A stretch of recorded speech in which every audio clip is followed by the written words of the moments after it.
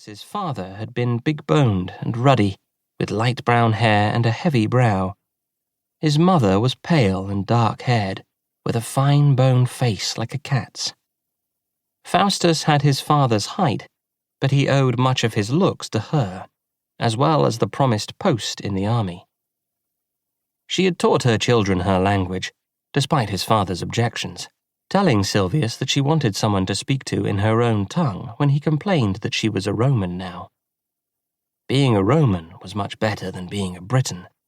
Faustus had had to agree with that, but there was something lyrical in his mother's speech that had made him want to learn it. And, as it happened, that had proved useful. Theirs was neither a family of equestrian rank nor one with a tradition of army service, and he would likely have had no chance at an immediate commission, but gone in as a rank-and-filer to work his way up, except for the fact that he spoke his mother's language.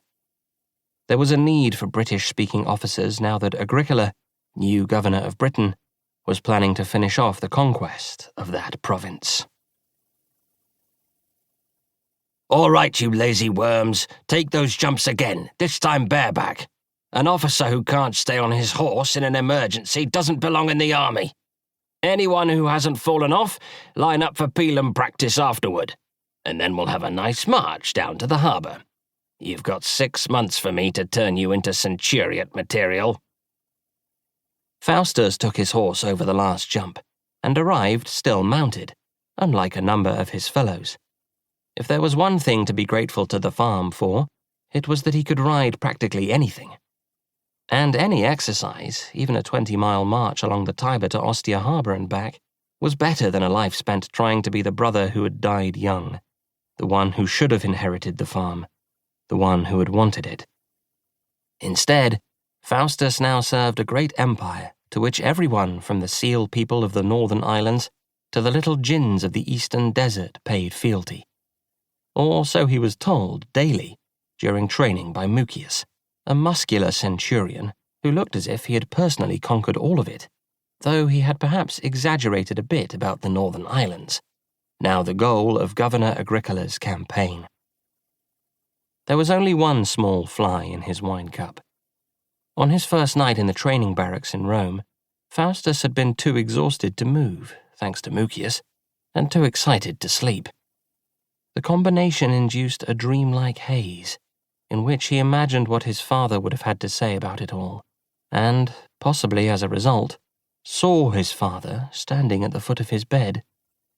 He was dressed in a toga, one arm slightly raised, the image of the paterfamilias. His form was transparent, like the first wash of a painting with details to come later, but his voice was clear. "You have disgraced us." Faustus lay perfectly still and whispered, "Go away." 200 years, Faustus. 200 years that farm has been in our family, and you have sold it to an upstart with no breeding to go and play soldier. The buyer had been a freedman looking to come up in the world. Despite his wife's status, Silvius Valerianus didn't approve of other people changing their station in life. Faustus sat up, now more irritated than afraid, and pretty sure the apparition was imaginary. "That's what Silvius said. Go haunt her." Paulus, asleep on a pallet at the foot of his cot, was snoring lightly and seemed oblivious. "I shall never find rest," his father said dolefully, "because of you." He faded into a wisp of mist, and then disappeared entirely. In the morning, Faustus was not entirely sure what he had seen, and Paulus gave no indication of having heard anything. On the other hand, Paulus was bound to feel that it was no part of his duties to talk to ghosts, particularly not the old master. Any further contemplation was swiftly dispelled by Mucius, who set them to hacking with wooden swords at straw men, and then at each other, finally with real swords, once he thought they could avoid accidental death.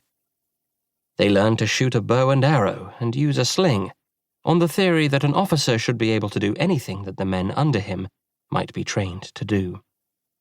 Those who couldn't swim learned. Most of the legions